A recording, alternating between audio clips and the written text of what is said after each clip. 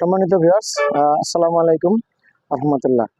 আমি আছি এখন নরসিংদী জেলার শিবপুর উপজেলার কুন্দারপাড়া নামক একটি স্থানে। ভিউয়ার্স, আমার পেছনে আপনারা দেখতে পাচ্ছেন এখানে যে সাদা সাদা যে আপনারা যে বক্সের মতো যেগুলো দেখতে পাচ্ছেন, এগুলোকে ওনারা হয়তোবা গ্রিন হাউস হিসেবে ওনারা এটাকে সাজিয়েছেন। এভাবে এখানে বীজ থেকে চারা উৎপাদন করা হয়।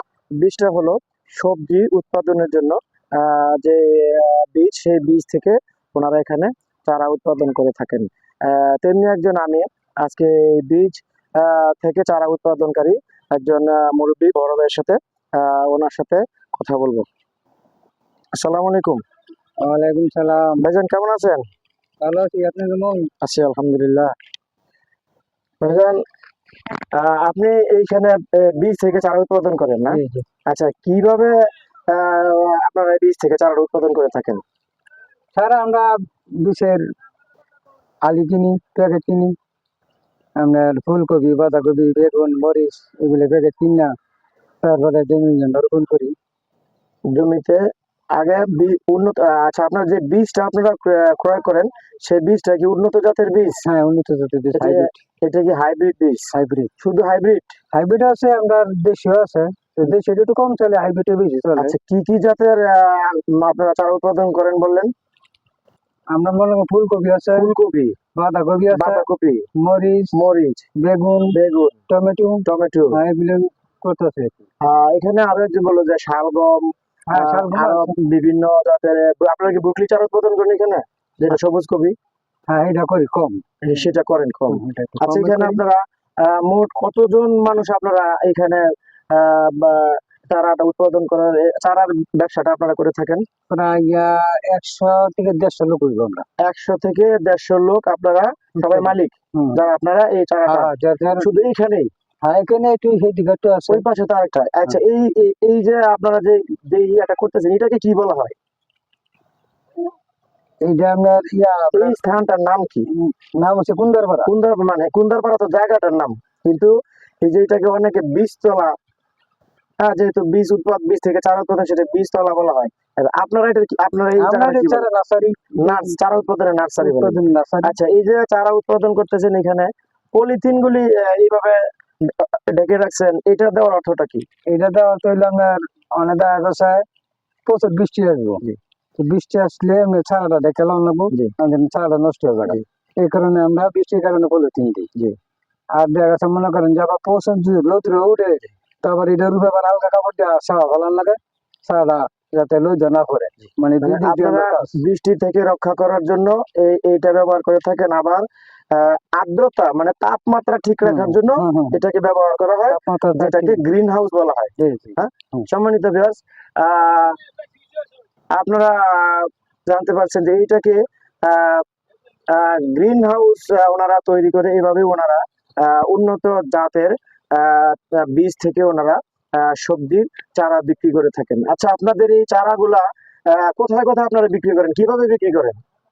চারাগুলো আমরা অনেক ফারাক ফারাক যায়, দূর দূরান্ত থেকে যায়। কিভাবে যায়? আপনারা নিয়ে বিক্রি করেন নাকি এখান থেকে আসে? এখান থেকে তারা আসছে আমরা হাজার হিসাবে তাদের কাছে বিক্রি করি। হাজার হিসাবে বিক্রি করি। যেমন একটা ল্যান্ডা চারা অনেক বর্তমানে 2000 টাকা হাজার। আচ্ছা আচ্ছা। এটা একটা প্যাকেটের দাম হলো 1300 টাকা থেকে 1200 টাকা। আচ্ছা আচ্ছা। 10 গ্রাম আলিতে এইটা মানে 1000 সারা বেশি 2000, 1800, 1700 এই মিলে বেশি। আর যদি মনে করেন বৃষ্টির কারণে অনেক সারা জমে জায়গা, বিক্রি বেশি না করতে পারি, চারজন নতুন ডাং হয়ে যাবে, এটা চাহিদা একটু কমে যায়। হ্যাঁ, চাহিদা একটু কমে গেলে আমার 700, 800, 1000 মিলি বেতন। আচ্ছা আচ্ছা। আর যদি দিন মনে করেন রৌদ্রতা হয়, দিনটা হয়, তো মনে করেন 2000, 2200, 1800, 1000 বিক্রি করতে পারে। আচ্ছা, কিছুদিন আগে যে বৃষ্টি গেল, র্যান্ডম অনেক দিন একাধারে বৃষ্টি হয়েছে, যে অতি বৃষ্টি যেটাকে বলা হয়, এই বৃষ্টি থেকে আপনাদের কোনো ক্ষতি হয়েছে? এখানে বৃষ্টিতে ক্ষতি হয়েছে কি আপনার লক্ষ লক্ষ টাকা আলি গলায়, কিন্তু সারা কিন্তু বেতন গেছে না। সম্মানিত ভিউয়ার্স, আপনারা বলছেন যে অতি বৃষ্টিতে ওনাদের অনেক ক্ষতি হয়েছে, যেটা অপূরণীয় ক্ষতি, লক্ষ লক্ষ টাকার ক্ষতি ওনারা সাধন হয়েছেন। এই ক্ষতিপূরণ কি কোথাও থেকে পান আপনারা? না না, ক্ষতি। আচ্ছা, আপনারা যে এখানে বীজ থেকে যে চারা উৎপাদন করেন, এটা তো একটা কৃষিকাজের একটা প্রধান অংশ, মানে প্রথম অংশ, এটা প্রথম এবং প্রধান অংশ। এই থেকে আপনারা বাংলাদেশ যে সরকারের যে কৃষি অধিদপ্তর আছে সেখান থেকে আপনারা কোনো সাহায্য সহযোগিতা পান? এই কিছু মনে করেন আপনার কিছু কীটনাশক আমরা কিছু দেয়, আচ্ছা আচ্ছা সরকারি মারফতে কিছু কীটনাশক আসে। আচ্ছা আচ্ছা এই যে আমরা কীটনাশক, হুম, আপনারা কিছু কীটনাশক আর বীজ যেটা এটা আপনারা ক্রয় করে নিয়ে এটা আমরা নিজেরা সরকারি ভাবে আপনারা বীজ পেয়ে থাকেন না? না না সরকারি আচ্ছা, আপনারা কোনো কি কিছু না। 100% একদম গ্যারান্টি দিয়ে আপনারা চারা বিক্রি করেন যে হ্যাঁ, আপনাদের চারা একদম মানে উন্নত জাতের বীজ থেকে আপনাদের চারা একের গ্যারান্টি কিন্তু একদম গ্যারান্টি সহকারে আপনারা চারা গ্যারান্টি উৎপাদন করে থাকেন না? জি। সম্মানিত ভিউয়ার্স, উনি বলছেন যে এখানে উন্নত জাতের বীজ থেকে যে চারা উৎপাদন করা হয় সে ওনারা একদম গ্যারান্টি সহকারে ওনারা এই বিভিন্ন সবজির এই চারাগুলো ওনারা এখানে বিক্রি করে থাকেন। এখানে শুধু নরসিংদী জেলা না, নরসিংদী জেলার আশেপাশে বাংলাদেশের বিভিন্ন প্রান্ত থেকে এখানে সবজির জন্য সবজির যে চারা উৎপাদন হচ্ছে এই চারাগুলো নিয়ে ওনারা বিভিন্ন জায়গায় বিভিন্ন অন্যান্য ডিস্ট্রিক্টে দূর দূরান্ত থেকে নিয়ে এসে ওনারা ওনাদের জমিতে চারাগুলো রোপণ করে ওনারা চাষ করে থাকেন। সম্মানিত ভিউয়ার্স, শুধু এখানে নয়, এই অঞ্চলটি এই এলাকাটি বিশাল একটি বিস্তীর্ণ এলাকা জুড়েই এখানে বীজ থেকে চারা উৎপাদন করা হয়। কেউ বলে বীজতলা, কেউ বলে এটাকে চারা উৎপাদনের নার্সারি। সম্মানিত ভিউয়ার্স, এখানে আমরা এক জায়গায় দাঁড়িয়ে কথা বলছি কিন্তু এটা একটি বিস্তীর্ণ একটি এলাকা জুড়ে এখানে এই চারা উৎপাদন করা হয় বীজ থেকে। আমরা পর্যায়ক্রমে আপনাদেরকে আমরা সেগুলো দেখাবো এবং আপনাদেরকে সেখানে নিয়ে যাবো। ভিউয়ার্স, আমরা দেখতে পাচ্ছি, আপনাদেরকে আমি একটু ঘুরিয়ে দেখাবো যে এখানে অনেকেই কাজ করছেন জমিতে। এখনো ওনারা আহ আহ কেউ ওষুধ দিচ্ছেন, কেউ বা এখানে এগুলা ঢেকে রাখছেন যাতে কুয়াশাগুলো নষ্ট না হচ্ছে। কেউ বিভিন্ন পানি দিচ্ছে। এখানে নারী পুরুষ অনেকেই মিলে ওনারা কাজ করে থাকেন। এবং ভিউয়ার্স, আপনারা দেখতে পাচ্ছেন বিশাল এক বিস্তীর্ণ এলাকা জুড়ে এই কাজগুলো ওনারা করে থাকেন। সিলেট থেকে, সোনারগঞ্জ থেকে, ঢাকা, গাজীপুর অনেক জায়গা থেকে মানুষ আনতে চারা নেয়, অনেক ফারাক আসে। সিলেট সুনামগঞ্জ পর্যন্ত এখান থেকে এসে চারা নেয়, তাই না?